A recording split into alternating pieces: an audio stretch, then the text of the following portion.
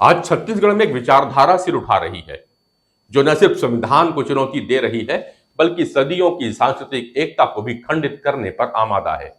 इसके समर्थक दावा करते हैं कि ब्राह्मण, ठाकुर, वैश्य, सिंधी, जैन जैसे समुदाय छत्तीसगढ़ के मूल निवासी नहीं है, इसलिए उन्हें मंदिरों, नदियों, सार्वजनिक स्थलों और व्यापारिक केंद्रों से दूर रहना चाहिए।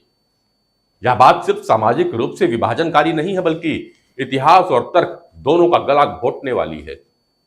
क्या ब्राह्मण, बनिया, ठाकुर परदेशी हैं? इतिहास तो मगर कुछ और ही कहता है।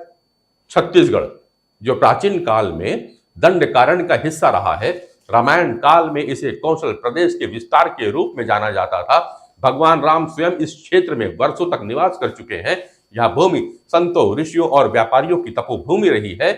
सिरपुर, जो छत्तीसगढ़ की एक ऐतिहासिक नगरी रही है, उसके भग्नावशेष बतलाते हैं कि यह क्षेत्र कभी बौद्ध, जैन और वैदिक परंपराओं का संगम रहा है। यहाँ व्यापारी वर्ग यानी वैश्य समाज की मजबूत उपस्थिति रही है, जो इस बात का प्रमाण है कि व्यापार के लिए बाहर से लोग यहाँ आते जाते रहे हैं।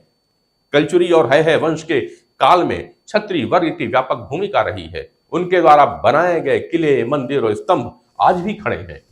कायस्थ समुदाय, जो प्रशासन और लेखांकन से जुड़ा रहा है, उनके योगदान की छाया मंदिरों के लेखों, दानपत्रों में आज भी मिलते हैं। तो फिर यह सवाल कैसे खड़ा हो सकता है कि ये लोग बाहरी हैं? कुछ संगठन यह भी दावा करते हैं कि मंदिरों और तालाबों पर मूल निवासियों का ही अधिकार होना चाहिए। यहां विचार करने की आवश्यकता है मित्रों। क्या मंदिर किसी की निजी संपत्ति होती है? क्या किसी तालाब या नदी को एक जाति विशेष के नाम पे दिया जा सकता है? उत्तर स्पष्ट है, कदापि नहीं। मंदिर, नदी और तालाब समाज की साझी धरोहर हुआ करते हैं। इनका निर्माण राजाओं, व्यापारियों और जनता द्वारा दान या कर से हुआ रहा है। मंदिरों का उद्देश्य हमेशा लोक कल्याणकारी रहा है, जातिगत नियंत्रण का नहीं। हाँ, संरक्षण का उत्तरदायित्व कभी एक वर्ग को दिया गया, पर वह मात्र नियुक्ति थी, अधिकार नहीं था। जिसने मंदिर का ताला खोला उसने बंद नहीं किया, जिसने दीप जलाया उसने अंधकार नहीं बांटा। विषय चिंतन का है मित्रों। कहीं इतिहास का अज्ञान राजनीतिक औजार बनकर खतरा हो न बन जाए और सामाजिक अखंडता को तोड़ न दे। परदेशीवाद का यह झूठा विमर्श कहीं और नहीं बल्कि राजनीतिक महत्वाकांक्षा की प्रयोगशाला में गढ़ा गया है।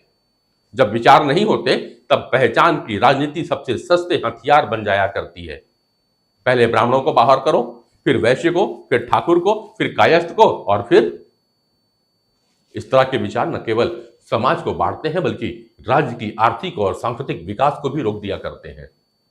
व्यापारिक वर्ग के पलायन, धार्मिक स्थलों पर टकराव और सामाजिक अविश्वास, यह सब ऐसे ही विमर्शों की उपज है। अब समय है कि छत्तीसगढ़ अपने इतिहास को समझे, उसका सम्मान करे और उसे राजनीतिक औजार बनने से बचाए।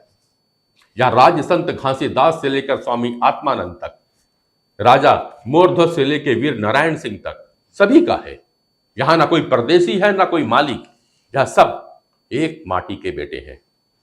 छत्तीसगढ़ सिर्फ सीमाओं में बंधा कोई भूगोल नहीं है, यह एक विचारधारा है जहां मैं की जगह हम हैं, और यह एक ऐसी जमीन है जो ब्राह्मण की वाणी, वैश्य के दान, ठाकुरों के साहस और दलित आदिवासियों की श्रम शक्ति से बनी है। जो लोग इस जमीन को जातियों में बांटना चाहते हैं, उन इतिहास पढ़ने की नहीं, संविधान दिखाने की आवश्यकता है। छत्तीसगढ़ महतारी की जय। कमेंट्स करिएगा। मैं नरेंद्र पांडे आपके विचारों का इंतजार करूंगा।